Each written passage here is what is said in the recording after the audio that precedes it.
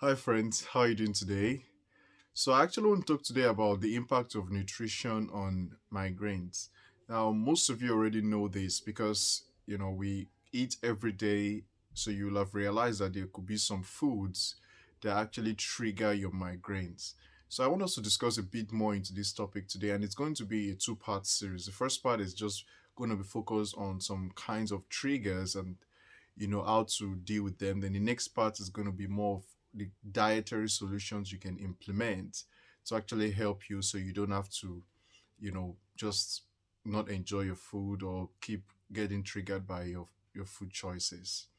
So let's go through a list of triggers, some common triggers. So first of all, caffeine. Now, caffeine is one of those ones that is sort of like, is it a trigger? Is it a friend or is it an enemy? Because for some people it triggers migraines. Like for me personally, I can't take coffee, I can't take Coke or anything that has caffeine in it because it triggers terrible migraines. Now, for others, when they have headaches or migraines, when they have migraines, they can actually take caffeine and it helps them to relieve the migraines. So it's one of those ones where you sort of have to figure out what it is. But the other ones would be things like cheese, beans, dry aged processed meats, foods like that tend to actually trigger migraines. And alcohol is a pretty big one. I mean, I don't take alcohol at all, like red wine or anything like that, because it really really triggers migraines. In fact, I notice a difference the moment I just take a sip or even the smell of it.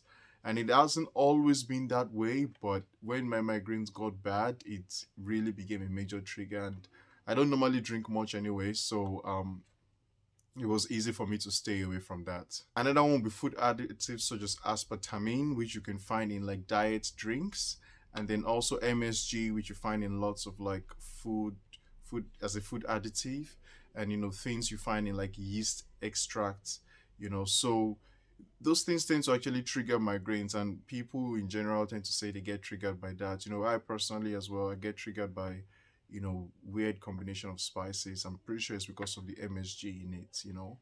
Now there are some people who've also been triggered by things like onions and tomatoes, and I, I think that one sort of varies. And it just depends on what your body is sort of used to and how you're triggered. And another thing that most people don't often think about is while you can be triggered by food additives or things in the food, you can also be triggered by a lack of food.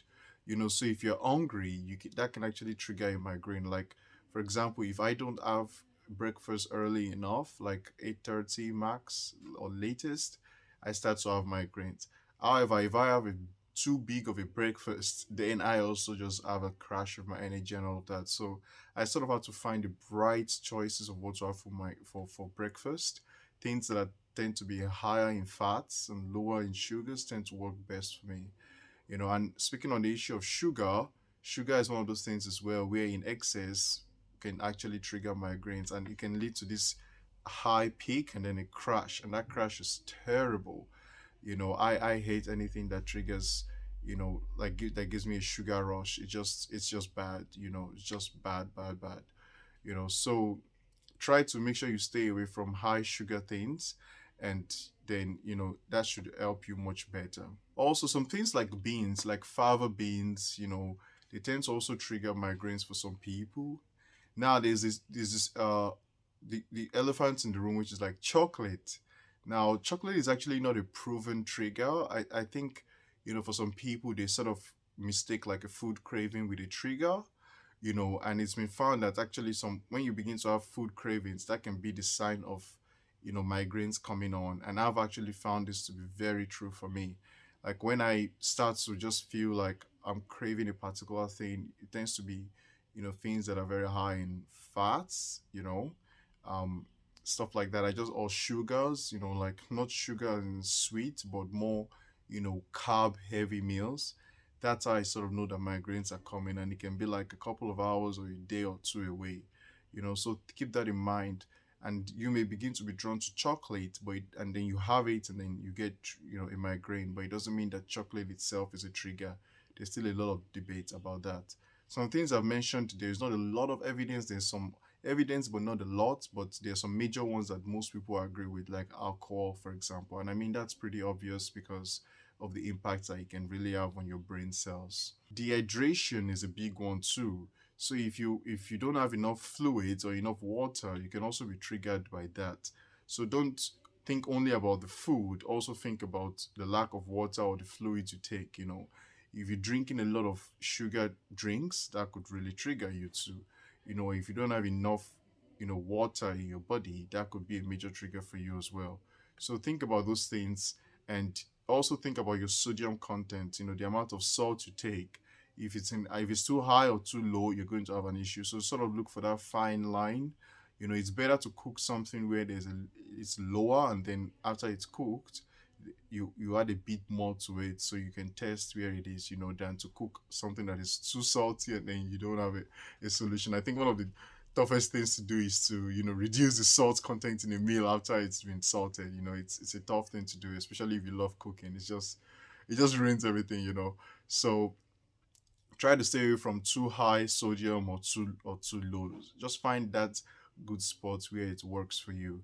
So that's what I'm going to discuss today in the issue of triggers when it comes to food. In the next video, we're going to be talking about some dietary solutions that can really help you, and some approaches, some ways to think about it. It's not really about just like going on some crazy diet or anything. It's more about being sensitive to your triggers and eliminating those things.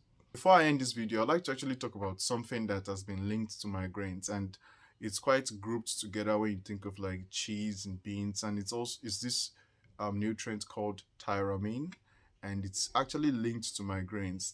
There seems to be some evidence there to suggest that it can trigger migraines depending on how susceptible you are to it, or what your digestive levels are, like how much you can absorb, or how much your body needs.